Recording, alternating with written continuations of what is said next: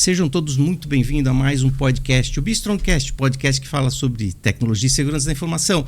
Estamos aqui hoje com um assunto muito relevante, tenho certeza que vocês vão gostar, um assunto que dificilmente a gente vê em podcast. Mas antes de começar com o nosso podcast, lembre-se, assine o nosso canal, clique no sininho para receber as notificações e sempre compartilhe com os amigos para que esse projeto continue sendo relevante e que a gente, óbvio, continue com o nosso projeto. Bom, estamos aqui com um assunto, que vai ser a perspectiva jurídica de incidentes de segurança da informação. É um assunto bem interessante, eu acho, aí para os nossos seguidores, Estou aqui com o Henrique Fabretti e o Thiago Furtado. Eles vão fazer as suas próprias apresentações, como sempre a gente faz aqui, mas vou explicar para vocês como vai funcionar a nossa brincadeira aqui, tá? Os nossos seguidores, a gente tem uma diversidade bastante grande. E um dos pontos que a gente gosta de passar para os nossos seguidores é as pessoas contarem a sua história. Saber quem são vocês, Onde nasceram, o que fizeram, como chegaram a estar na posição que vocês estão aí. De destaque, eu entendo, OpsBlue, onde vocês estão hoje, estão até fardados aí, É uma referência na área de direito digital, Então, começando aí pelo Henrique. Henrique, conta um pouco pra gente aí o que você fez aí, qual foi a sua trajetória. A gente falou um pouquinho, Formado em Direito aqui em São Bernardo, onde a gente está, Vamos lá, Henrique, conta um pouquinho da tua história. Legal, Darius, obrigado. Bom, primeiro, super obrigado pelo convite, é um prazer estar aqui discutindo com vocês esse tema e com o meu grande amigo aqui, Thiago. Bom, vamos lá, eu sou de São Paulo, sempre morei aqui próximo à região do ABC, morei na Vila Prudente, depois mudei para São Paulo. Henrique, só fala um pouquinho mais perto do microfone aqui, senão o pessoal não acaba não te escutando. Com certeza. Pronto, resolvi. Isso, me formei em Direito. Logo no final da faculdade eu comecei a trabalhar em empresa. Eu sou um advogado, eu até brinco que eu não sou um advogado de verdade, porque eu mal sei fazer uma petição de qualquer coisa simples. Quando alguém precisa de um advogado, eu ligo para um amigo meu, não sou eu que resolvo os problemas. Minha carreira sempre foi mais focada na área corporativa.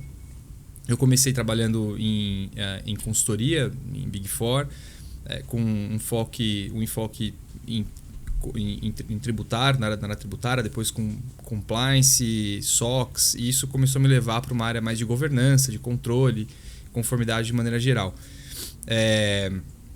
Eu passei um tempo também à frente de departamento jurídico de uma empresa, do braço educacional da Lego, e depois, em 2016, eu fui trabalhar no Walmart, onde caiu no meu colo, na verdade. Eu fui para a área de compliance do Walmart, mas caiu no meu colo trabalhar com proteção de dados. Eu já tinha tido uma pequena experiência com esse tema na Lego, uma empresa dinamarquesa, então eles já tinham uma preocupação com esse tema, mas era algo muito superficial. E no Walmart eu basicamente fui responsável por implementar o programa de privacidade global deles aqui no Brasil. Eu gostei muito da brincadeira ali, comecei a me aprofundar. Isso ainda não tinha, a Lei Geral de Proteção de Dados ainda era um projeto de lei, estava em discussão, mas eu, enfim, pelo tempo ali, pela dedicação que eu tive do tema, eu comecei a tirar certificações, enfim, comecei a estudar mais essa temática. E quando a LGPD foi aprovada, eu basicamente estava no lugar certo, na hora certa, e isso fez com que eu conseguisse crescer bastante na carreira nessa área. E ali no momento, em 2019, eu fui para o OpsBlue, para dentro da área de proteção de dados do escritório. Era uma área que na época estava começando a despontar, Assim, o OpsBlue tem uma área de proteção de dados. Na época que eu entrei no escritório tinha já 6, 7 anos, não era uma área nova, mas era uma área bem pequena.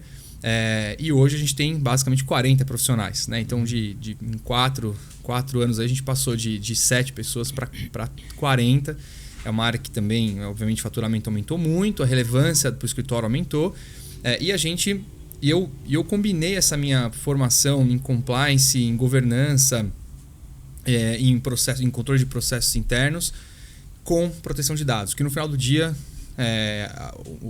a Lei Geral de Proteção de Dados, indiretamente ou diretamente, ela exige uma abordagem focada em governança. Não é muito difícil você falar em estar em conformidade com governança, com proteção de dados pessoais, sem olhar sem estruturar isso com base num programa de conformidade, num programa de governança de dados pessoais. Inclusive a própria Lei Geral de Proteção de Dados pincela isso, né? Traz isso ali de alguma maneira no seu artigo 50, enfim.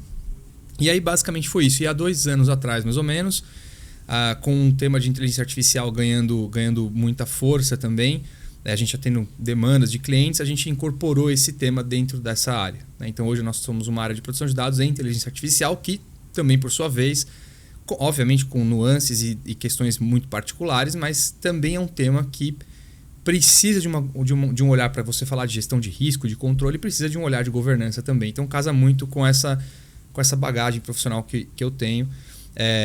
E dentro dessa área a gente sempre lidou com a parte de incidentes, resposta a incidentes. Existe um desdobramento jurídico muito relevante quando você fala de um incidente de vazamento de dados pessoais. Então esse é um tema que sempre esteve ali muito presente no nosso dia a dia. E também, Thiago, me corrija falando uma besteira aqui, mas também mais ou menos há 2 anos atrás a gente tomou uma decisão estratégica pelo volume de trabalho que a gente tinha e pelas peculiaridades que a gente tem nesse tipo de trabalho. A gente segregou isso com uma área específica. A gente tem uma área dedicada para resposta a incidentes, onde o Thiago é responsável por essa área. E acho que é o resumo aqui da minha carreira. O Thiago pode continuar aí. Thiago, e aí, você? Conta pra gente. Vamos lá. Eu sou natural de Recife, né? Minha família é praticamente toda pernambucana. Eu comecei... Enfim, quando eu comecei a desenhar a minha vida profissional, eu imaginei que eu fosse ser diplomata.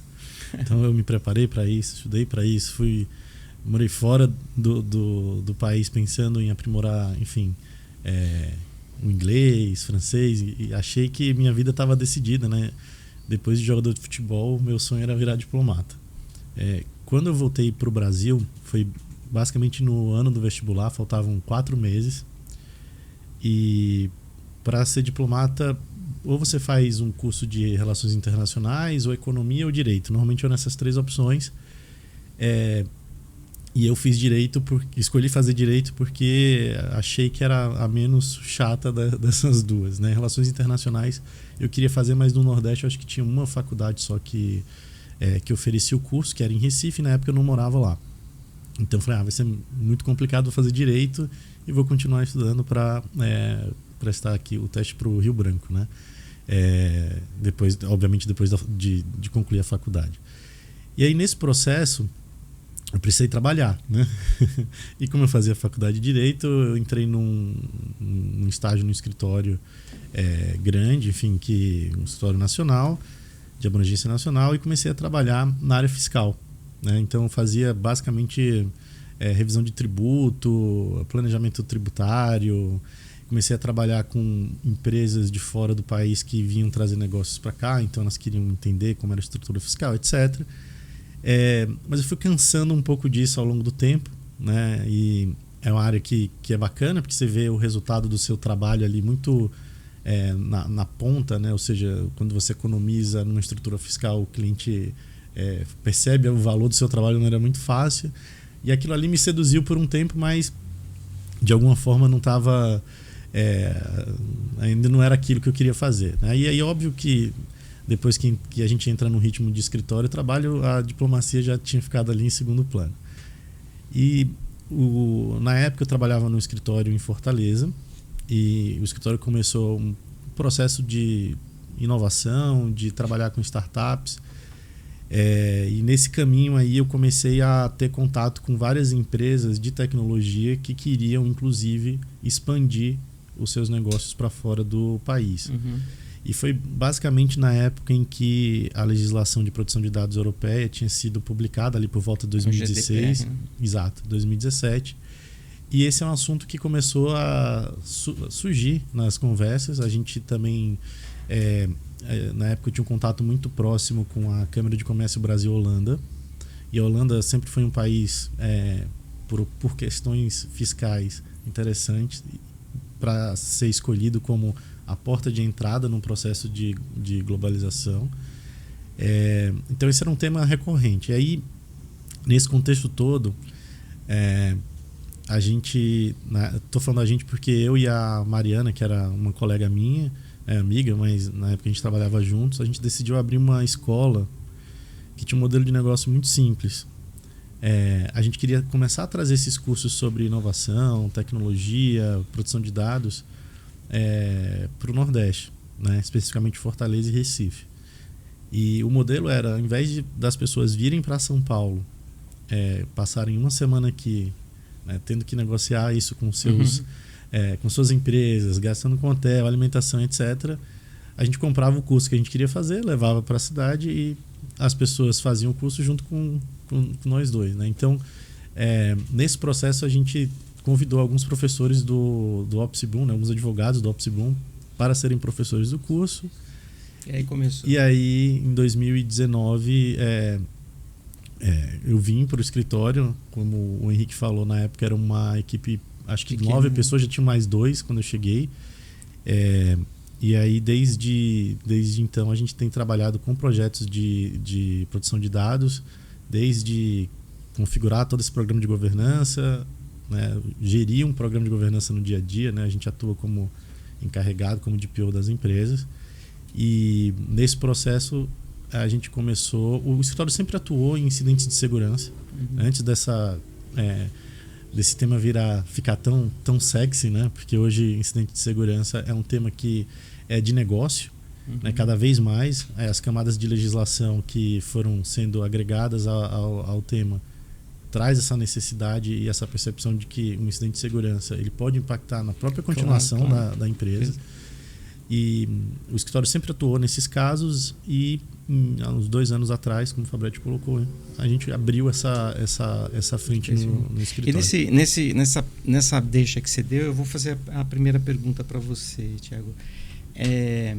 A gente sabe que uma lei, apesar de ela ter lá todas as suas exigências e tudo mais, falando de cibersegurança, você tem um componente que é uma visão de risco da corporação. Ela implementa dentro daquilo que é o apetite da organização.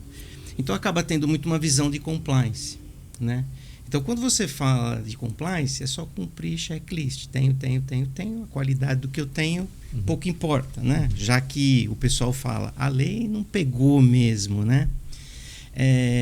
Quando você fala da existência do incidente, você já pressupõe que você vai ter uma consequência de um episódio, de algum fato que levou a não atendimento desse incidente. Como que vocês no dia a dia lidam com esse tipo de situação? Que a gente sabe, né? Sendo multinacional, às vezes empresas menores, os caras têm visão de compliance e não de risco, né? Como é que vocês lidam com isso no dia a dia? É interessante essa tua pergunta, porque tem um pouco de conexão com como a gente olha também para um programa de governança e de compliance. Essas regras ou esses programas, normalmente, eles são criados a partir de uma percepção de risco, né? Porque tanto a legislação como esses padrões internacionais de segurança, enfim, eles não dizem exatamente o que você tem que fazer, né? Há um espaço ali para que você avalie a melhor forma de alcançar um objetivo. Então, por exemplo, quando você pensa em implementar controles de confidencialidade, existem várias recomendações, existem várias diretrizes, melhores práticas, mas você vai precisar olhar para o seu negócio, entender, né, o seu apetite de risco e escolher o que você vai implementar. O ponto é que, normalmente, essa fase na concepção, ela não é pensada dessa forma estruturada. Então, quando o incidente acontece, esse risco não está necessariamente mapeado, né? Por que eu escolhi essa forma de controle, de proteção e não essa outra? Então, acho que o primeiro desafio aqui é justamente identificar esses riscos, né, para os nossos clientes. Então, o incidente de segurança aconteceu, a gente vai precisar atuar, né, para remediar, responder esse incidente. E aí a gente começa uma jornada de decisões que a empresa precisa tomar.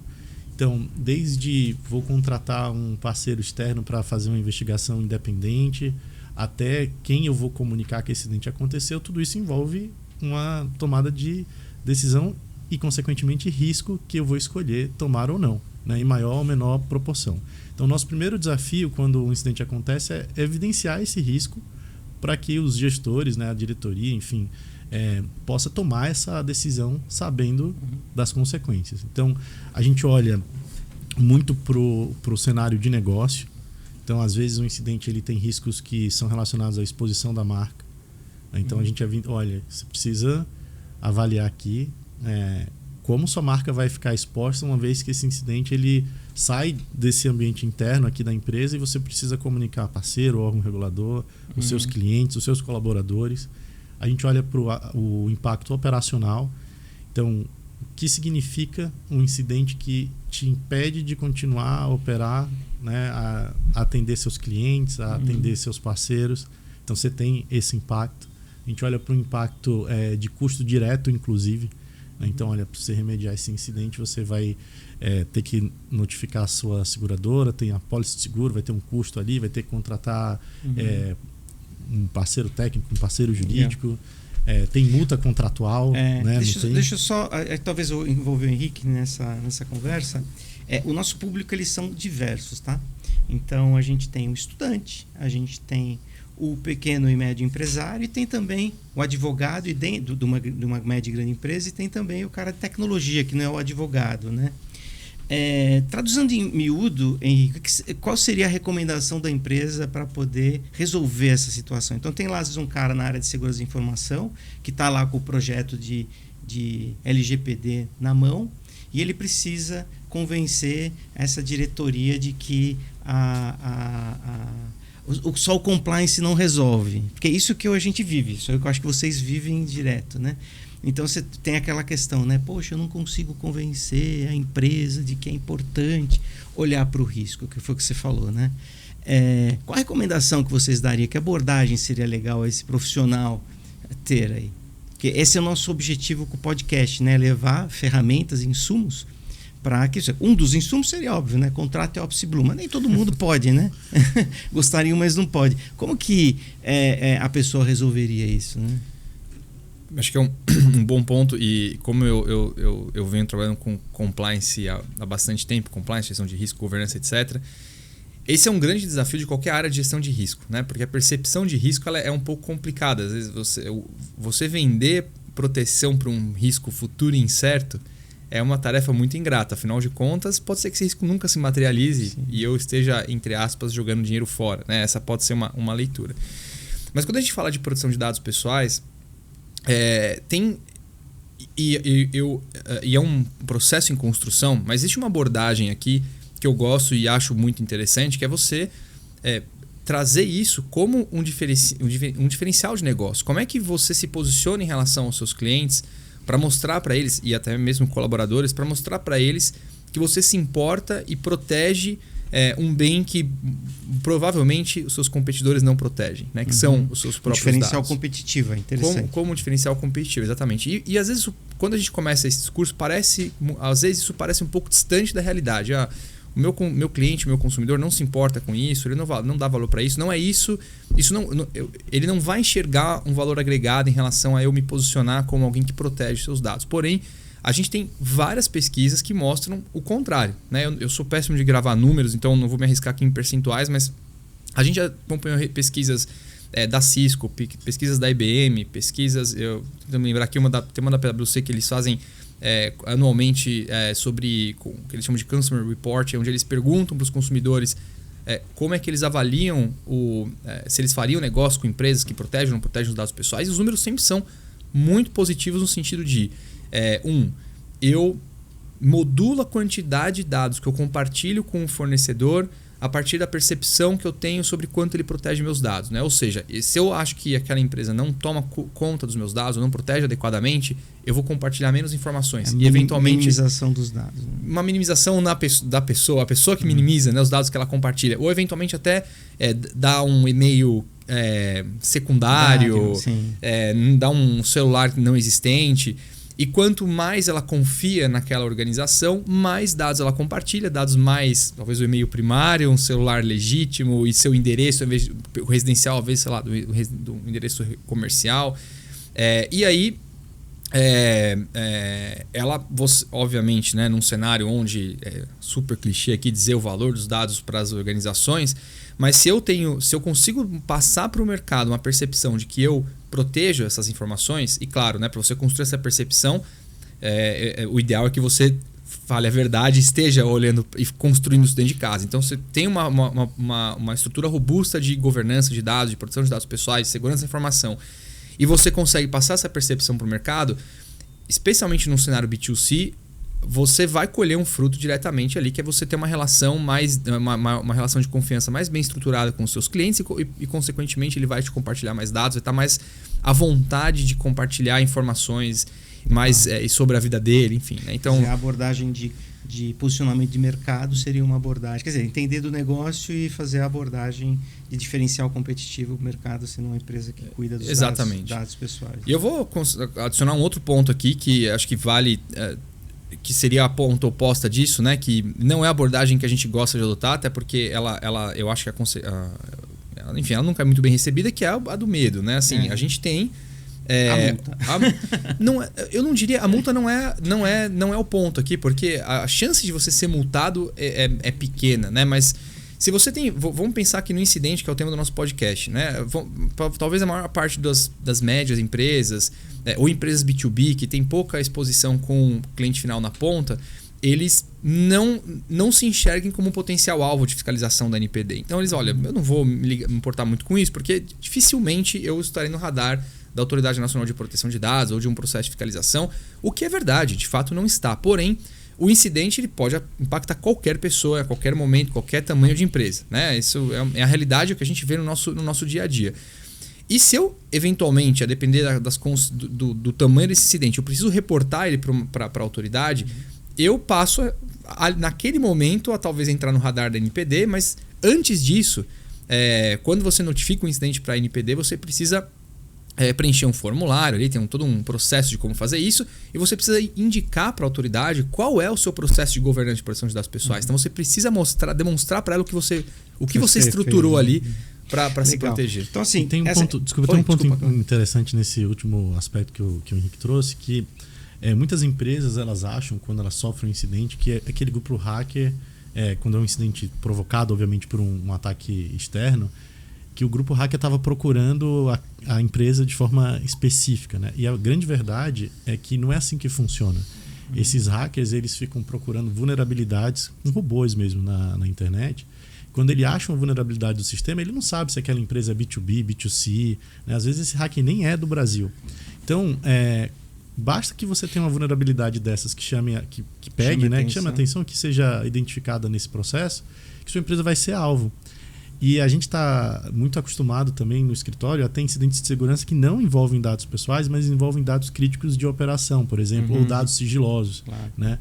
E aí, se você não fez essa preparação, né, olhando para dado pessoal, mas também olhando para o que é crítico para o seu negócio, onde é que essas informações estão, quais são as medidas nesses ambientes, né, você pode cair numa dessas armadilhas e aí... E aí vai a minha outra pergunta. Então, assim, linkando esse assunto que eu coloquei como introdução, eu quero levar na seguinte perspectiva. Então, assim, os profissionais que estão envolvidos nesse tipo de projeto precisam fazer uma projeção de potenciais incidentes que podem ocorrer na minha empresa, que seria praticamente uma avaliação do risco, né? Perfeito.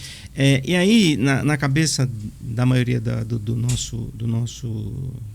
pessoal de tecnologia, o pessoal envolvido com cyber, quando se fala de resposta a incidente, eles não imaginam a figura de advogados nesse processo, né? Então, assim, a pergunta é: por que uma empresa deveria estar pensando ou preocupada em ter um advogado no processo de resposta a incidente? Então, foi lá, a pessoa já entendeu os riscos, dentro desses riscos já apontou os potenciais incidentes que pode ocorrer, alguns talvez não mapeou, mas ela põe a criar lá o playbook dela de resposta a incidente, que na maioria das vezes são processos tecnológicos, né? Que estão lá e aparece vocês, advogados, falando: eu faço resposta a incidente, né? Eu não vou falar a palavra aqui, mas what is that, né? Senão vão derrubar. Que troço é esse, né? A gente, quando entra em sala de guerra, sala de crise, que é aquela reunião war room, né? Para tratar do incidente em si, normalmente quando falam, os nossos advogados estão aqui, a primeira reação do time técnico é estranhar a nossa presença. Vão processar a gente. Mas depois de 5 minutos eles aceitam. Acho que assim, a gente vive num estado regulado, né? Então tudo tem consequência jurídica, né? E consequência jurídica traz a necessidade de avaliar os riscos jurídicos, né? E para aqueles outros riscos que não são necessariamente jurídicos, o direito ele serve também, ele traz ferramentas para mitigação desses riscos. Então, por exemplo, quando um incidente acontece, o primeiro passo de quase todos os planos de incidente, que inclusive de boas práticas e guias, etc., é identificar o que aconteceu. Né? Fazer uma análise do que aconteceu para que você possa, inclusive, ter estratégia de defesa. Aqui a gente já é importante, porque a gente precisa preservar a evidência. Essa evidência precisa ter valor jurídico. O famoso forense. Exato. Então, às vezes a gente precisa... E tem forma específica para fazer isso, sim, né? Isso. Para você manter o valor jurídico de uma evidência. Isso, porque senão você pode ter tirado um print, por exemplo, de uma evidência, né? E se você não faz um ato notarial desse print, por exemplo, você talvez não possa utilizá-lo para defender a sua estratégia. Mas muito além disso, né? Às vezes a própria decisão técnica de, por exemplo, desligar um ambiente ou deixar esse ambiente ligado traz riscos jurídicos. Então, se eu tenho um incidente que a minha operação foi afetada e para corrigir ou para conter aquele incidente eu quero desligar o meu sistema, meu ambiente, meu servidor, talvez eu não consiga fazer uma perícia adequada. Né? Então, quais são as consequências jurídicas de não conseguir periciar o ambiente e não conseguir saber o que está lá dentro, que foi afetado? Por exemplo, a própria NPD ela já tem posicionamentos de que se você não consegue identificar o que foi impactado no incidente, considera o pior cenário. Então a gente precisa estar lá para dizer isso. Né? Olha, se você desligar um ambiente, pode ter esse desdobramento. E se você não desligar, é possível que você tenha maiores impactos. O que isso significa? Né? Às vezes você tem contratos que são impactados, relações de consumo, enfim. Então, desde o primeiro momento, a gente está na sala ajudando a construir essa estratégia. Porque no final do dia, aquilo que eu vou comunicar, seja numa notificação a parceiro, na notificação a algum regulador, a própria apólice do seguro, isso vai ter que parar em pé. Esse storytelling, né? A gente brinca que, fazendo uma comparação aqui com a Lego, né? Que o Fabretti disse que lá atrás ele atuou nessa empresa. Eu acho que tem uma visão legal, que o incidente, imagina que você pega uma caixa de Lego e joga ela, vira essa caixa assim e espalha tudo. Né? O incidente normalmente começa assim, você não sabe exatamente. Então você tem várias formas de montar esse Lego. Você pode botar as cores juntas ali, você pode colocar por tipo, ou você pode criar um cenário. Você pode construir uma casa, uma praia, um avião. Então o incidente é isso. Você vai criar um storytelling com as informações que você tem disponível. Isso precisa parar em pé. Né? Você precisa convencer, e de forma, obviamente, quando eu falo convencer, com evidências de que foi aquilo que aconteceu e que sua tese jurídica de defesa ela é sustentável. Né? Então a gente participa durante toda essa jornada de resposta a incidentes. Eu vou adicionar um ponto aqui, que ainda não necessariamente um advogado, mas tem uma questão que eu acho que faz muito sentido você contratar alguém que tem experiência em lidar com resposta a incidentes. E, de novo, não precisa ser um advogado especialmente, porque a gente aqui, a gente lida com, deve ser uma média aí de 4, 5 incidentes por mês, alguma coisa, às vezes até mais, né? Então a gente já viu muitos cenários diferentes, em várias situações diferentes, em contextos específicos. E na hora que acontece o incidente, o responsável por gerenciar esse incidente dentro da empresa, o CTO, o CISO, claro que tem diferentes senioridades, diferentes níveis de experiência, mas muitas vezes é o primeiro incidente que ele está passando, ou pelo menos o primeiro incidente de grandes proporções. Então você saber o passo a passo do que fazer e você a cada desdobramento você tem várias possíveis decisões que você pode tomar. E isso ajuda uma pessoa que já passou por centenas de incidentes vai conseguir, obviamente, trazer ali quais são as consequências de cada uma dessas decisões para que a decisão seja melhor informada e melhor bem tomada. Então acho que esse é um ponto também que a gente, não pelo fato de sermos advogados, mas pelo fato de a gente viver isso com muita frequência e enxergar, e aí acho que sim, aqui a parte do advogado é importante, a gente enxerga a consequência das decisões que são tomadas quando a gente está discutindo uma cláusula contratual do parceiro que foi impactado, que quer te cobrar uma multa, ou quer rescindir o contrato com você, ou quer te imputar uma indenização por conta que aquele incidente aconteceu, ou a autoridade está fazendo um questionamento, abrindo um processo de fiscalização, ou você está sofrendo um questionamento judicial por conta desse incidente, um questionamento da Secretaria Nacional do Comércio, do PROCON, do IDEC. Então a gente enxerga os desdobramentos dessas decisões nesse momento.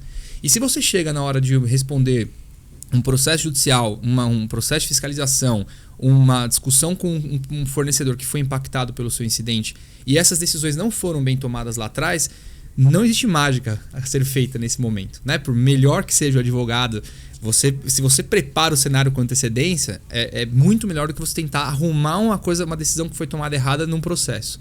Então, acho que aqui é onde faz a experiência conjugada com enxergar a consequência na hora que a gente está discutindo um desdobramento jurídico desse incidente, que no final do dia costuma, tirando o impacto operacional e de confiança reputacional, o impacto financeiro normalmente vai estar completamente ligado ao impacto jurídico. Sim, então, um custo médio de 7 milhões por incidente, né? Isso aí, custo direto e indireto.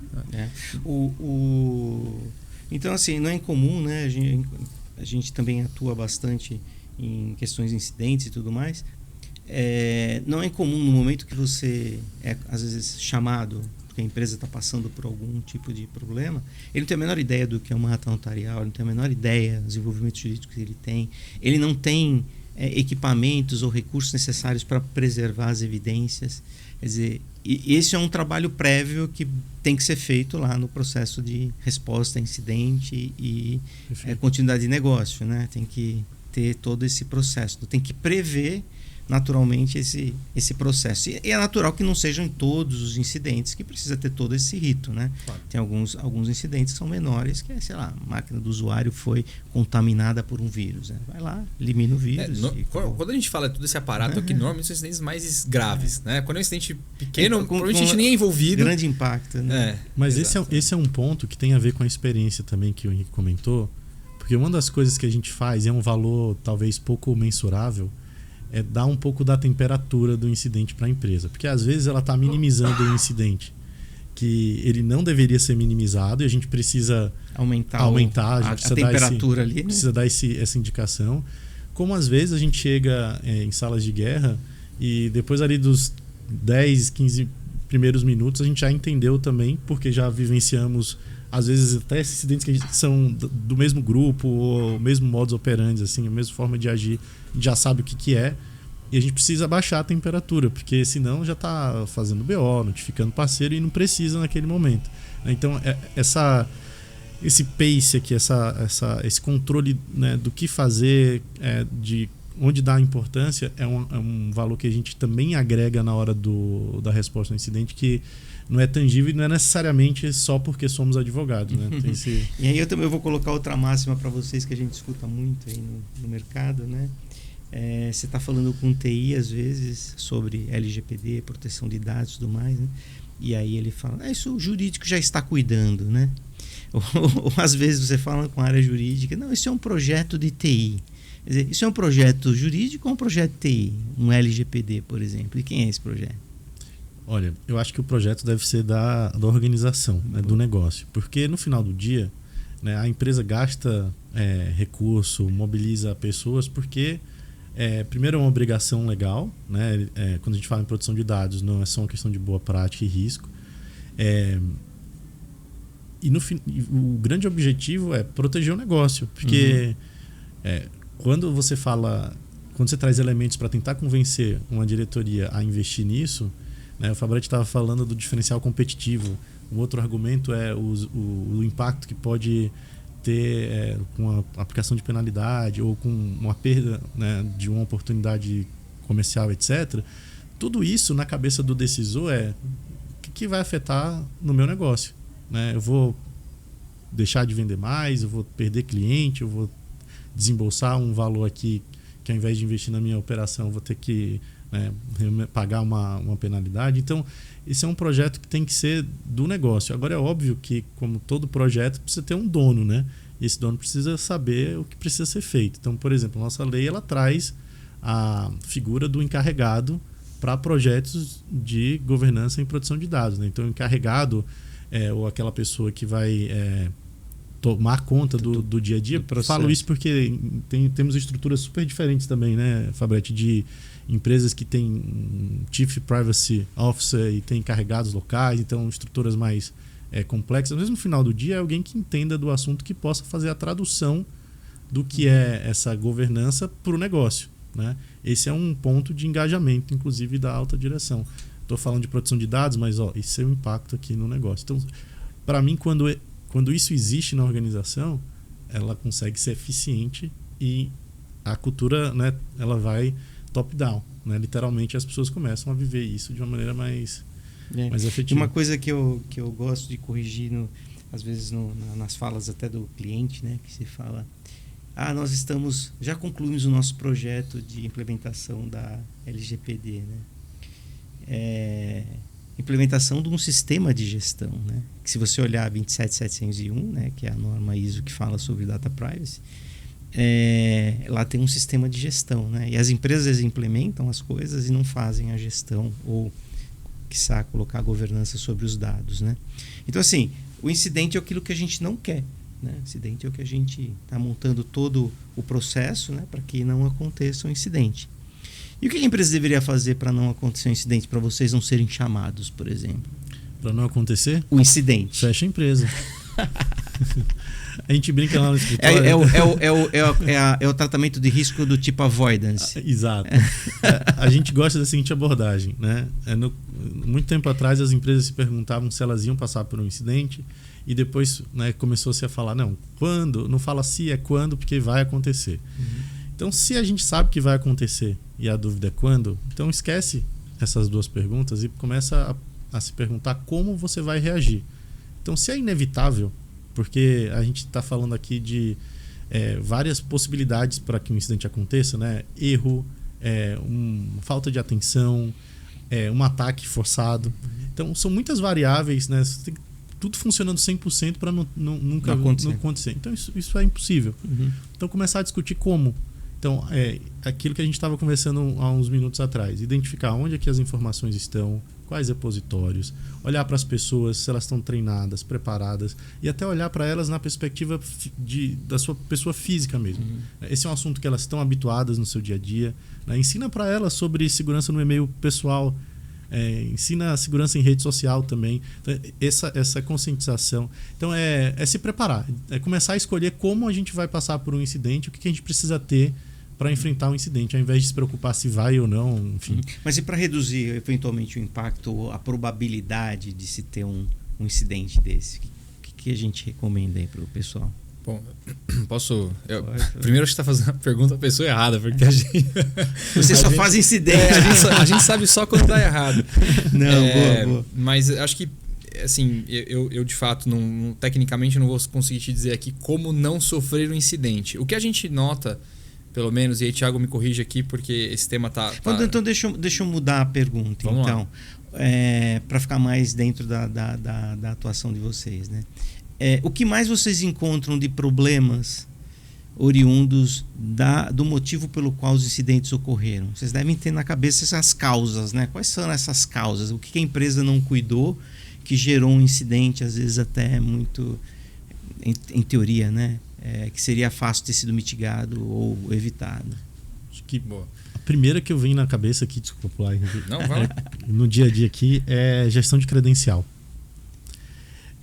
Tem acontecido muito. Acesso, né? Porque as empresas... Especialmente com terceiros. Né? Especialmente com terceiros. Porque o grande problema é o seguinte, quando você fala em um ambiente de uma empresa grande que investe, etc., ou mesmo do seu próprio ambiente, você, se você é uma empresa menor, né, você tem um pouco de controle sobre as ferramentas que você contrata. Né? Empresas grandes, elas investem bastante. Então, é mais difícil para um hacker, por exemplo... ele quebrar um firewall, quebrar achar uma vulnerabilidade não tratada, né? Exato. Coisa assim. Então, qual é a maneira mais fácil? Ele conseguir uma entrada legítima. É uma senha. Né? Uma senha. E a senha, ela normalmente fica sobre a proteção de uma pessoa individual, né? Que normalmente tem menos consciência sobre as práticas de segurança. Né? Não é o time de cibersegurança. Normalmente não é a senha do CISO que é comprometida. São pessoas com um nível de consciência muito baixo sobre a situação. Exato. Então a gente tem visto vários incidentes que têm sido reportados à NPD. Por exemplo, né, ela tem uma landing page só sobre um retrato dos reportes de incidente. A gente vê que a grande parte é ransomware, e aí quando você vê ransomware, normalmente ele começa com roubo de credencial, próprio roubo de credencial lá está como um tipo específico. Um headline. Exato. Então, e a gente vê, por exemplo, o NIST recentemente publicou um material só sobre como reforçar a sua senha, né? E boas práticas em relação a isso. Mas no final do dia, você pode implementar tudo isso. Se a pessoa não prestar atenção, não tomar os cuidados necessários, a senha fica exposta. Então, eu acho que esse é um dos principais vetores que a gente tem acompanhado aqui para incidentes de segurança. E vou complementar aqui, quando a gente fala de gestão de credencial, também chaves de credenciais para conexão com a API, por exemplo. Né? A gente, sim, assim, não é incomum ver que o desenvolvedor, um terceiro, ou aquele terceiro sai da empresa e aquela chave não é revogada, ou o desenvolvedor copia e cola credencial no repositório aberto do GitHub. Assim, super comum esse tipo de problema. Concordo com o Thiago. Só um ponto que eu acho importante aqui pontuar, e voltando um pouquinho no que o Thiago falou de se a gente sabe que é inevitável passar por um incidente e quase que não existe um controle absoluto que você elimina esse risco, né? Você mitiga, mas você nunca elimina, que a governança, tanto de proteção de dados pessoais, quanto governança de segurança da informação, governança de tecnologia de maneira geral, ela pode ser o elemento que te afasta responsabilidades relacionadas a esse incidente. Porque a gente às vezes tem a crença de que um incidente, quando acontece, vazou dado, eu tenho que reportar para a NPD, eu vou tomar uma multa. Isso é inevitável. Não é assim.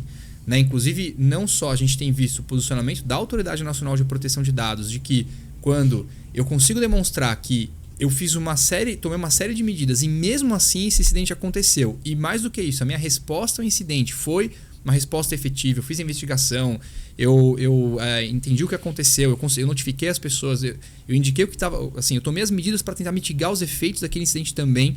A NPD simplesmente encerra aquele incidente e não tem nenhuma consequência para a organização que foi vítima desse ataque, ou desse incidente, não necessariamente um ataque, né? Inclusive a gente teve uma decisão super recente na Europa, justamente mostrando que a ocorrência de um incidente, de um vazamento de dados, não necessariamente implica numa sanção. Então, o importante aqui além, claro, de as medidas que você toma para evitar que esse incidente aconteça, ela faz parte da história que você vai contar para uma autoridade, eventualmente, desse incidente que aconteceu, mas demonstrando, olha, eu fiz tudo o que era possível e aconteceu um incidente mesmo assim. Eu fui responsável, minha resposta ao incidente foi efetiva, eu mitiguei os riscos pós-incidente, ainda que você nunca vai mitigar 100%. E isso pode ser o fator decisivo para esse incidente não ter nenhuma consequência futura para a sua organização. Então, às vezes você pode passar por um incidente e isso não necessariamente vai gerar uma multa, vai gerar uma indenização, vai gerar uma condenação numa ação judicial ou qualquer coisa nesse sentido. Então, a preparação ela é essencial para que você passe bem por esse momento difícil. O Fabrício trouxe um ponto aqui que talvez seja uma das maiores dores, porque é muito comum se ouvir de profissionais de toda, enfim, TI, de jurídico, etc., a preparação, né? Então, assessment, escolher o que eu vou fazer, como vou fazer, etc. Mas tem um ponto aqui que é uma dor que a gente sente. Quando o incidente ele é reportado, enfim, ele termina e é resolvido, tem uma série de coisas que você pode aprender com esse incidente. Então, por exemplo... Isso é a fase última do processo de resposta a incidente, né? As lições vezes, aprendidas. Isso, só que às vezes essa é uma fase que a temperatura tá mais baixa, o problema já foi resolvido, a gente já se acostumou com o risco. E aí se negligencia um pouco aquilo que foi levantado. Mas é muito importante esse aprendizado. Vou te dar um exemplo prático. A gente teve um cliente que teve um incidente que afetou credencial. E aí, uma das recomendações que a gente fez foi: você está colocando a senha do admin, da pessoa que tem maior acesso, privilégio no ambiente, você está colocando o poder dele de admin junto com o poder da senha para o trabalho do dia a dia numa mesma credencial. Quando ele for ser admin, vamos segregar esses privilégios, porque se uma senha dele for comprometida, não significa que automaticamente você tenha a escalada, né?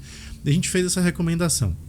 E quando esse cliente infelizmente passou por um outro incidente, a situação era a mesma. Mas ele tinha feito esse controle, então o estrago foi menor. E ele pôde dizer isso para a autoridade. Então, à medida que a gente vai sofrendo incidentes, que a gente vai registrando esses aprendizados, a gente não implementa, a gente corre risco de passar por situações parecidas e aí, né, a gente pode ter uma autoridade questionando, mas você passou por isso aqui, você disse que ia fazer essa série de implementações, que no papel cabe tudo, mas no final do dia você não fez. Então, acho que é um olhar do começo ao fim. É a visão de gestão mesmo. Né? Dentro dessa experiência de vocês no dia a dia e atendendo as empresas, a gente sabe que existe alguns tipos diferentes de incidentes, né? Tem o ataque direcionado, quer dizer, grupos que acabam tendo como alvo a corporação. Existem aquela questão que, poxa, o cara estava com a vulnerabilidade certa na hora errada, né? Na visão do hacker, né? E existem fraudes internas, né? Que é o processo onde houve conivência ou participação de um funcionário, negligência ou omissão, ou até mesmo por intenção, né? O que vocês têm visto aí? Tem encontrado muita fraude? É mais questão... Você foi um azarado mesmo, ou tipo ataque direcionado? Vocês têm essa visão aí de... A gente tem, nesse cenário que você trouxe, a gente tem acompanhado alguns incidentes de falta de cuidado dos funcionários em relação às próprias regras da empresa. Então, por exemplo, eu não estou conseguindo usar esses dados aqui no meu ambiente controlado, vou mandar para o meu e-mail pessoal e vou trabalhar isso, né, de casa. E aí algumas empresas elas têm ferramentas de Data Loss Prevention, né, de DLP. E aí o DLP apita, alguém vai olhar e falar, nossa, esse cara mandou para um Gmail da vida. E depois que você manda para um Gmail da vida, né, você perdeu o controle, né, sobre aquelas informações. Dado, então, a depender da informação que o nudes na mídia social, né? Acabou nas redes sociais. E aí você abre todo um protocolo de resposta a incidentes porque a pessoa teve a falta de cuidado de, putz, isso aqui eu não posso fazer porque tem uma regra interna, etc. A gente tem visto muito isso e nesse mesmo contexto também, muitos desenvolvedores que acabam deixando links abertos, também URLs expostas na internet. E esse é um prato cheio para esses robôs que ficam buscando vulnerabilidade. Então nem é que seu ambiente não está protegido, mas aí alguém foi lá, subiu uma URL sem a devida proteção e a gente tem acompanhado alguns incidentes com essa falta de atenção interna aqui das pessoas. Né? Se eu puder, talvez até trazer uma leitura mais objetiva para a sua pergunta aqui, Darius, e Thiago, me corrija se estiver falando alguma besteira, mas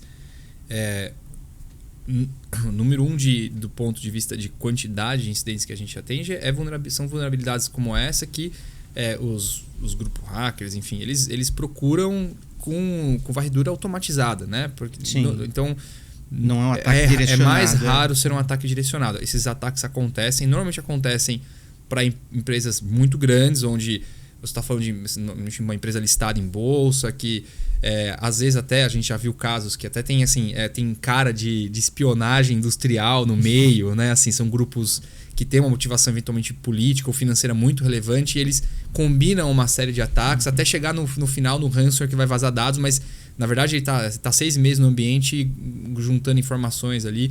É mais raro, acontece, mas são ataques mais raros e são ataques obviamente muito mais sofisticados. A gente já chegou a pegar um caso muito crítico, que era eu não sei falar aqui do ponto de vista técnico, mas era uma vulnerabilidade Zero Day que eles usavam o resquício da credencial que ficava armazenada na memória RAM do servidor. Esse negócio super hiper sofisticado.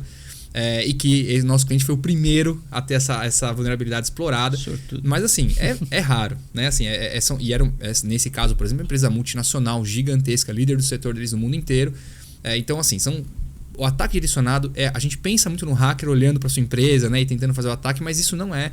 A verdade, o cara tá rodando lá uma espécie de um crawler buscando uma série de vulnerabilidades. A hora que apita ele vai tentar explorar. E aí ele age de fato, né, no humano a hora que ele consegue talvez passar pela primeira barreira de vulnerabilidade. Então, primeiro são falhas achadas, normalmente causadas por uma falha humana que é identificada e passa a ser explorada pelo atacante. Eu acho que fraudes internas são talvez a terceira posição aqui de ranking. Só que quando você tem uma fraude interna, o estrago costuma ser muito grande. Porque ele sabe como agir, como extrair o que tem valor, o que não tem valor. Então, a gente até já viu casos de ransomware sob que os grupos pagam pessoas internas para elas implementarem ali um primeiro estágio. Foi um PlayStation. Um primeiro estágio ali do ataque de ransomware. Então, mas é mais raro, assim. Só que o estrago costuma ser maior porque você já está dentro de casa. Né? Existe isso. Eu participei de um processo de investigação uma vez, isso muitos anos atrás, que houve uma fraude, né, interna. Depois investigou-se que não foi a pessoa que praticou a fraude, foi realmente um cyberataque com as credenciais daquela pessoa. Muito comum. Né? E aí ficou-se trabalhando essa hipótese realmente do vazamento da credencial. Não pararam a investigação por aí e continuaram o processo. Né? Essa pessoa tinha ganho um automóvel para poder fornecer as credenciais. Então houve uma chantagem, houve um suborno e a pessoa acabou fazendo. Então, assim, a credencial não vazou por acaso. Né? Então, houve um processo de venda, né? Facilitação para cometer o ilícito. Né? Então, isso eu cheguei já a vivenciar e a fraude foi gigantesca. E esse é um baita desafio, né? Porque a credencial da pessoa ser utilizada nesse tipo de golpe não significa que a pessoa foi conivente. Foi conivente, isso. Então é muito importante, inclusive, a estratégia de investigação para você não correr o risco de acabar se antecipando e tomando a decisão errada. Exato. Em relação àquela pessoa. Eu me lembrei agora como é que o pessoal chegou nesse, que faz muitos anos isso. Tinha vazado mais do que uma credencial. E aí fizeram o escrutínio, estou falando de um banco, tá? Fizeram o escrutínio da pessoa, né? E aí das pessoas envolvidas, né? E aí nesse processo de uma pessoa, ela falou que, poxa, eu não perdi minha credencial, tal, mas fulano sabe a minha credencial porque a gente compartilha aqui para poder fazer determinado tipo de trabalho. Aí o pessoal, opa, aí foram no outro. Você compartilha a tua senha com quem? Aí foram fazendo o joguinho lá e aí começaram a investigar um pouco mais à frente questões de ganhos financeiros, imposto de renda. Mas uma coisa também que eu acho interessante é que a gente costuma ver ondas de ataques semelhantes acontecendo. Então, assim, tem a época que é o checkout de e-commerce. É alguma vulnerabilidade que tem ali em alguma pedaço de tecnologia que é utilizado, por exemplo, no checkout, que está sendo explorada. Depois é o ransomware baseado em computação de alguém de dentro de casa. Depois é o ransomware com exfiltração de dados. Depois é o...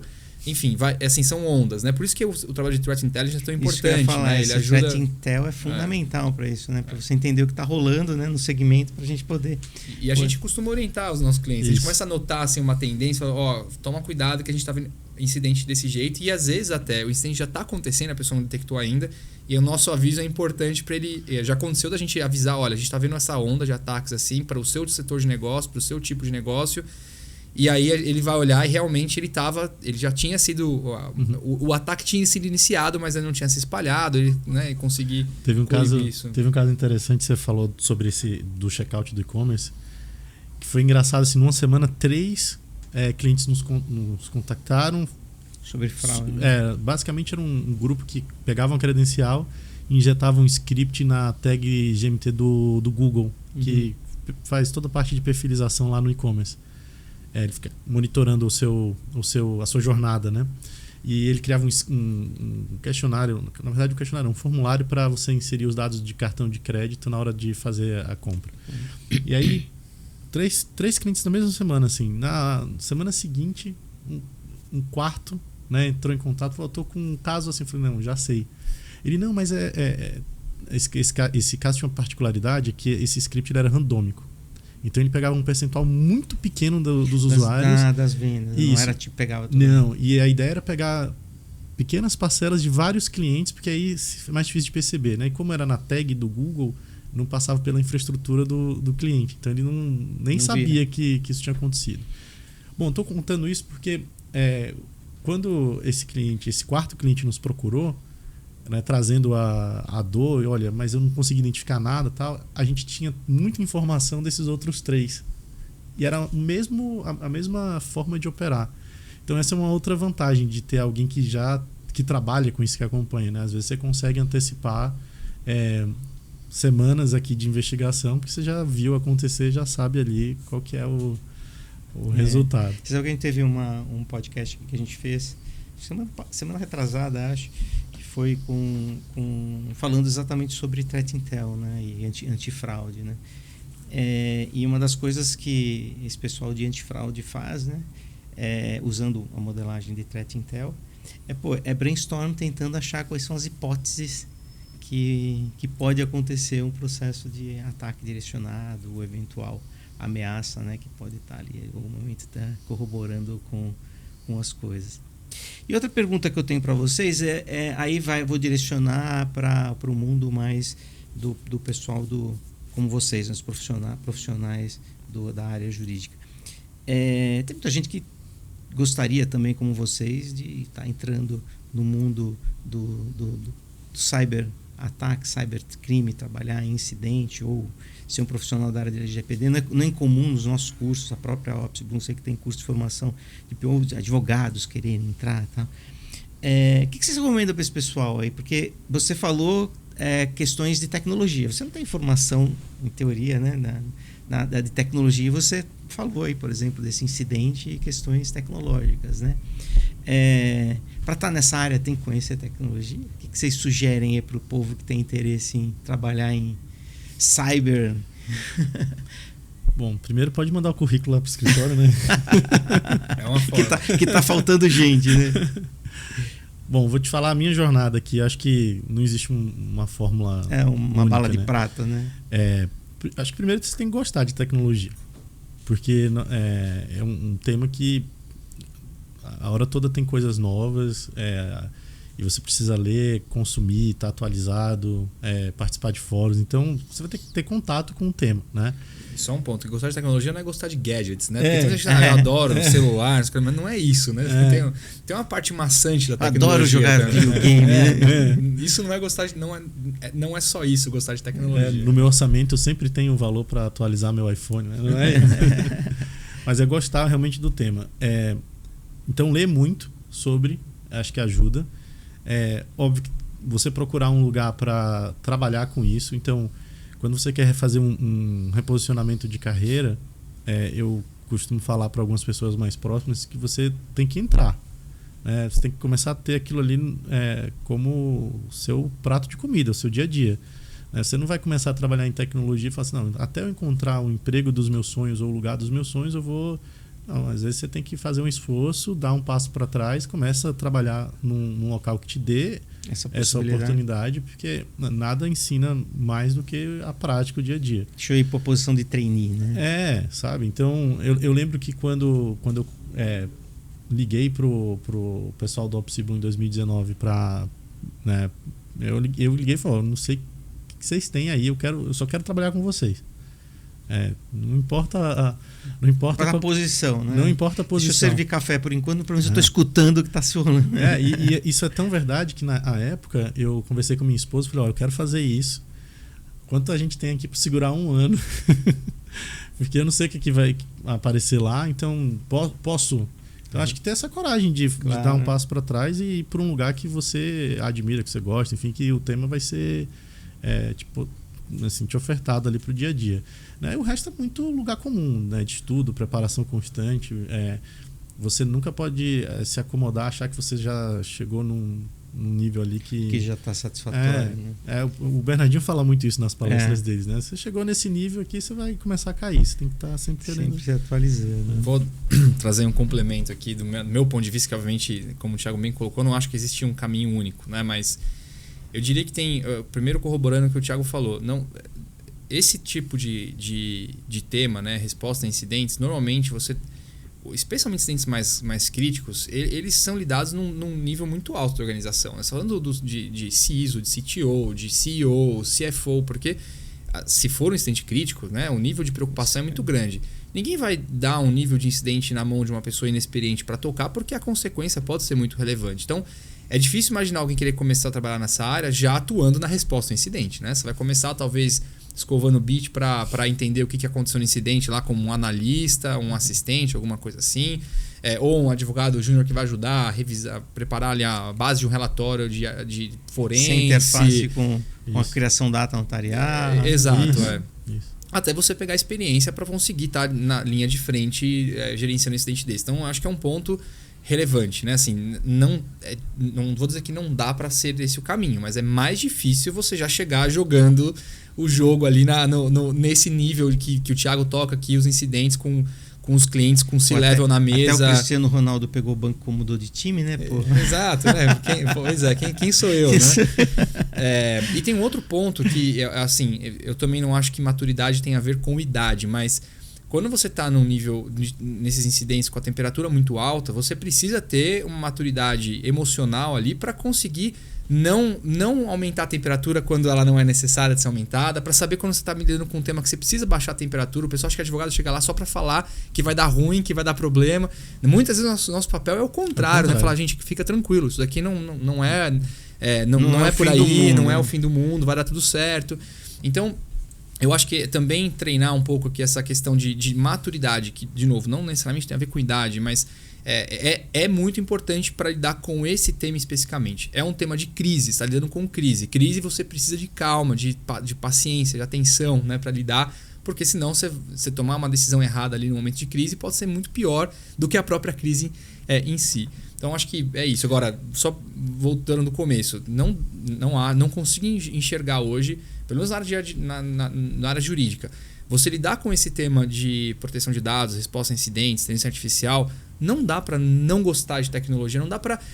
assim, e às vezes veja, eu sou advogado, eu pego um paper para ler sobre modelos de IA generativa, assim, é doloroso ler um negócio daquele, né? Porque é estatística, eu não entendo metade, mas eu tento ali, né? E você vai se acostumando. Então, é isso, assim, tem que gostar, tem que ler muito. Eu acho que essa é uma coisa que a advogado acaba se metendo em um monte de coisa que não tem a ver com o advogado, porque o advogado lê muito. E você não tem como você não aprender lendo um monte de paper, guia. Outra coisa, né? Tudo bem que hoje com IA fica muito mais fácil, mas muita coisa é feita em inglês, né? Então, se você não fala inglês, assim, não consegue pelo menos ler inglês, você vai perder muito acesso a muito material relevante. E hoje você tem muito acesso a material, então dá para aprender muita coisa sobre incidente, resposta a incidentes, como fazer isso, aspecto jurídico, técnico, etc., lendo. Tem muito material gratuito de qualidade. Sabe o que eu acho legal dessa conversa de vocês? Assim, essa é uma das perguntas que eu sempre faço nos podcasts, né? Tipo, como que as pessoas podem chegar? Como eu até no começo da nossa conversa, né? Invariavelmente não tem assim, ele conseguiu esse emprego mandando currículo, né? Foi, obviamente, se preparando para quando surgir a oportunidade, a pessoa está preparada. Então não tem como, né?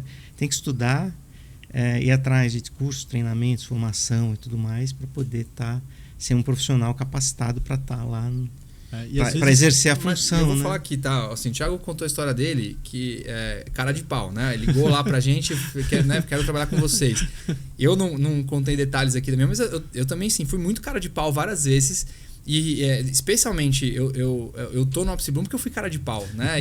Sim, só que minha jornada para chegar no Opsi Bloom, por exemplo, foram acho que 2-3 anos antes de eu estar no Opsi Bloom. Eu acabei assim, fazendo um contato com pessoas que de alguma forma indiretamente fizeram relacionamento também funciona. O relacionamento, mas às vezes é cara de pau mesmo. Eu cheguei já a mandar e-mail, eu lembro, a nossa sócia Camila lá, ia ter um congresso que inclusive a gente vai fazer em breve o nosso aqui de novo, né, a 5ª edição do congresso, mas eu cheguei a mandar e-mail para ela e falar: Camila, olha, trabalho em tal lugar, eu não conhecia ela, trabalho em tal lugar, falo desse tema, tenho essa experiência, eu gostaria muito de palestrar com vocês nesse congresso. E deu certo, né? Eu fui palestrar lá. Obviamente não foi só uma resposta de e-mail, foi uma conversa e tudo mais, mas cara de pau também eu acho que não mas o que eu digo vocês tiveram essa iniciativa, mas vocês se prepararam para fazer o que fazem hoje. Não. Se você não estivesse dando resultado, vocês não estariam lá com a qualidade de serviço que a gente sabe. Sim, que o Renato... Com certeza. Se o Renato tivesse ligado pra gente, falado isso, e chegasse lá, não tivesse um respaldo para assumir esse desafio, a gente não teria dado certo também. Mas né? sabe uma coisa que é interessante? Talvez esse tenha sido o gancho para gostar do tema. Foi muito comum acompanhar profissionais que fizeram mudança de carreira, por exemplo, quando a LGPD foi publicada e depois de 2 anos eles falam, não é bem isso que eu quero, né? Porque é aquele tema do hype e tal. Então acho que trabalhar com algo que paixão, né? Que tem a ver com o que você gosta. Por exemplo, num sábado à tarde, quando a sua esposa vai dormir, você ler um paper de cibersegurança ou ler um paper de tecnologia, porque aquilo te dá prazer. Uhum. Entendeu? Então, aquela história, quem faz o que gosta não trabalha, se diverte, né? Mas é isso, porque o dia a dia, se você achar que você vai consumir tudo que você precisa consumir de conteúdo, de material, só trabalhando também é uma falácia, né? Assim, é muito comum, às vezes, a gente trocar documentos num sábado à noite. Assim, li isso aqui, tá? Vê também que eu acho que é legal, tal. Então, é um assunto que ele permeia não só o meu dia a dia no trabalho, mas é algo que eu consumo por diversão. Uhum. Entendeu? Eu gosto de ler sobre o tema e tal. Então, eu acho que esse é um ponto importante. Muita gente procurou LGPD, procurou fazer essa mudança de carreira porque achou que era legal, né? Bacana trabalhar com tecnologia, né? Ia ficar rico rápido. Vou ficar rico rápido. Esse negócio de ficar rico rápido todo mundo quer. Eu vou, só para complementar aqui, acho que um ponto também, eu vejo isso porque a gente contrata muita gente, tem um time grande, tem pessoas de todas as idades no nosso time. Quanto mais competitivo é o mercado que você vai atuar, e acho que a advocacia é um mercado extremamente competitivo, mas imagino eu que do lado de segurança da informação e tecnologia também é muito competitivo, tem muita gente se formando nisso. É duro, mas não dá para você achar que você vai trabalhar 8 horas por dia e você vai estar no topo da profissão. Porque se é competitivo, você vai ter gente que é obcecado por aquele tema e vai estar no sábado à noite lendo material sobre isso. Então, assim, eu acho que existe espaço para todo mundo, mas se você quer estar no topo da profissão, num mercado extremamente competitivo, você vai precisar se doar mais. Não existe mágica, porque o outro está fazendo isso. Se você não está fazendo, alguém está fazendo. Então... E aí, se você não gosta, tem prazo de validade, porque você não vai aguentar fazer por muito tempo. Exato. Isso é muito bom. Bom, estamos chegando no final, mas eu não poderia deixar de fazer uma última pergunta. Inclusive você tocou nesse assunto que eu estou fazendo em todos os podcasts, para todos os profissionais, como a inteligência artificial tem influenciado de forma boa ou forma ruim na atuação, na profissão de vocês ou com os clientes, enfim, com formas de resposta a incidente, enfim, como vocês têm visto isso e o que tem, como está hoje, o que vocês veem para o futuro? Quer começar? Pode ser, eu vou falar do aspecto geral, você pode talvez falar de incidente. Bom, primeiro... A advocacia, o trabalho jurídico é um trabalho, em tese, muito impactado por IA, né? O que a gente tem visto no dia a dia, neste momento, e que certamente vai mudar em pouco tempo, é uma adaptação, é um processo de entender como que a gente vai integrar isso no nosso dia a dia. Então, lá no escritório, por exemplo, a gente tem uma série de projetos de tentar trazer essas tecnologias para dentro do nosso trabalho, das nossas atividades, e usar. Vamos descobrir como a gente pode ser um melhor profissional usando essas tecnologias. E a gente já tem visto alguns resultados interessantes de ganho de eficiência, de melhoria de qualidade, né? Você consegue talvez ganhar mais tempo para você colocar a cereja do bolo num trabalho que você vai entregar. Então, acho que a gente vê um impacto na produtividade, na qualidade direto. Temos também receios, né? Como é que a gente... Por exemplo, eu nesse momento eu julgo que essa tecnologia impacta muito mais profissionais mais júniores do que mais sêniores. Uhum. Então, como é que a gente vai preparar o profissional do futuro, né? Como é que eu vou pegar hoje talvez um estagiário, um advogado júnior, que talvez eu não precise dele, porque eu vou ter uma ferramenta que entrega a mesma qualidade que aquele profissional. Só que se eu não tiver esse profissional, eu não vou ter o sênior um dia que é o profissional que ganha mais efetividade com essa tipo de ferramenta. Então, a gente tem uma preocupação, acho que ainda é uma preocupação de futuro, porque não é o que a gente está vivendo hoje, mas eu já tenho uma preocupação aqui de como a gente vai captar esse profissional, fazer ele, dar o ferramental para ele ser treinado, para eu poder garantir que em 3, 4 anos ele seja um profissional sênior que se beneficia ainda mais desse tipo de tecnologia, né? Então, hoje eu tenho receio pelos profissionais júniores. A gente tem conversado de como, num futuro, a gente vai incorporar esses profissionais, mesmo que eles não sejam absolutamente necessários, vamos dizer assim, né? No sentido aqui de eu talvez ganhe mais eficiência, mais produtividade, enfim. Então, eu acho que eu tenho mais preocupação com esse nível de senioridade. A gente não queremos deixar de formar. A gente, inclusive, tem no escritório lá, uma questão cultural nossa, a gente forma muitas pessoas, né? A gente tem muita gente dentro de casa, a gente tem várias iniciativas para formar os profissionais. A gente não vai deixar de fazer isso, não vou deixar de contratar júnior, não vou deixar de contratar estagiário, mas eu acho que a tecnologia impacta mais esses profissionais. Aliás, grande parte dos nossos concorrentes são ex-colegas de trabalho. Que foram treinados por nós. Eu acho que tem um outro ponto aqui, acho que trazer talvez sobre duas perspectivas, né? Eu acho que muito parecido como aconteceu com a internet, e óbvio que eu não estava no começo, tá? Não sou tão velho assim, tô brincando. Mas a internet, ela impactou a vida pessoal das pessoas, né? Antes de talvez impactar tão profundamente os negócios. Eu acho que a IA, numa onda muito mais rápida, ela está mudando como as pessoas estudam, como as pessoas fazem trabalho, como as pessoas usam rede social, como as pessoas interagem, né? A gente teve até casamento de pessoas com inteligência artificial já, né? Então, acho que existe um processo da nossa sociedade, dos profissionais que existem hoje, né, que estão vivendo essa mudança, entender a tecnologia e usar no dia a dia, né? E isso é muito legal porque você começa, pelo menos comigo foi assim a jornada, usando na pessoa física, você vai entendendo como funciona e você acaba trazendo ali para o dia a dia e ajudando nas suas tarefas como profissional. Então, acho que esse aspecto assim, de usar a ferramenta, as ferramentas de conhecer, etc., e não ter medo, assim, não falar, não quero saber isso aqui. Não... vai roubar meu trabalho. Vai roubar meu trabalho. Não, aproveita que isso pode ser um diferencial para você fazer coisas melhores no seu dia a dia e profissionalmente também. E sobre a perspectiva de segurança, o que a gente tem visto é que a engenharia social, né, engenharia social, para quem não conhece o termo, é basicamente uma forma de você convencer pessoas a algum tipo de ação, de comportamento que vai levar aquela pessoa a expor alguma informação, ou te dar alguma informação que vai ser utilizada depois para você cometer uma fraude, um ataque, por exemplo. E a engenharia social, ela parte de um pressuposto de convencimento, né? Então, vou te convencer que esse e-mail é verdadeiro, é genuíno, você vai clicar nesse link e aí, né, você vai abrir essa porta para que eu possa pegar suas informações. Então, o que a gente vê é que a inteligência artificial, ela cada vez mais vai tornar esse tipo de ataque, esse tipo de exposição mais eficiente, porque ela vai conseguir trazer mais elementos para te convencer a clicar no link, né? Ela vai conseguir reproduzir um vídeo que você talvez não vai saber se é de fato sua mãe, seu pai ou alguém, né? Ou fazer uma ligação, uma reunião, você não sabe se a pessoa do outro lado é real e tal. Então, a inteligência artificial, ela tem diminuído o tempo que os criminosos, por exemplo, passam dentro de um ambiente para concluir um ataque. Né? Então, olhar para a inteligência artificial na perspectiva de cibersegurança e incidentes como é que... Na verdade, nem é como. Eu preciso implementar aqui ferramentas que também usem essa inteligência para que a gente tenha aqui uma briga de inteligências artificiais para que a organização ela possa ter meios de se defender com mais eficiência. E aí o ponto sempre que a gente fala em uso de inteligência artificial, eu sei que não é esse o tema, a gente tem riscos aqui para a organização.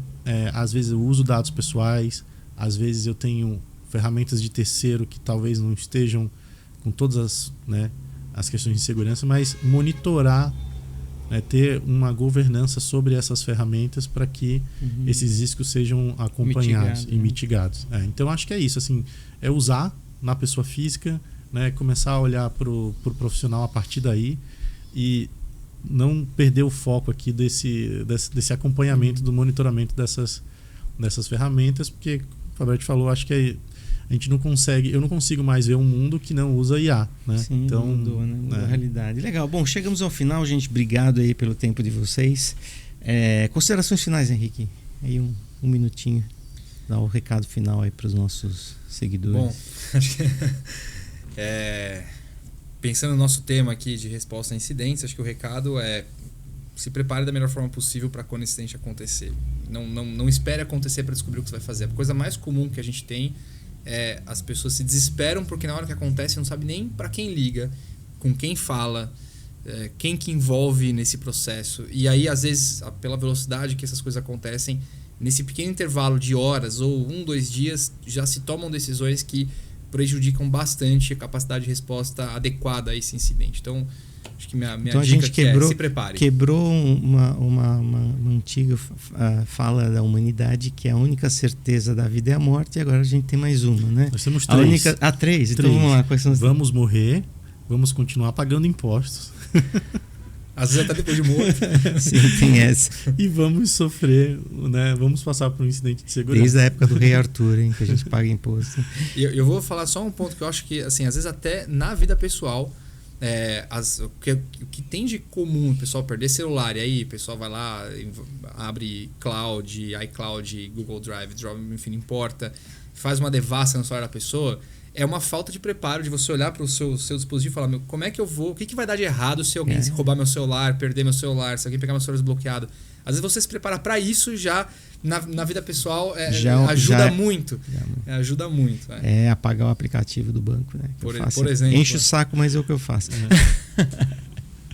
Bom, acho que do meu lado aqui, para não repetir o que o Henrique falou, não relativize. É muito comum em momentos de crise o ser humano, sob a perspectiva de funcionamento neurológico, relativizar problemas, relativizar crises, né? Então não relativize, e não relativize a presença de um advogado especialista em incidentes de segurança. A gente vê como a gente consegue fazer diferença aqui para o negócio quando a gente é envolvido desde o começo. Então é isso, assim, se prepare e não relativize. Que show. Muito obrigado, gente. Obrigado aí pelos nossos seguidores. Como sempre, né, aqui o Be Strongcast, um oferecimento da Strong Security Brasil. E como sempre, né, compartilhe, assine nosso canal, clique no sininho para receber as notificações e até a próxima, pessoal. Até logo. Tchau, tchau.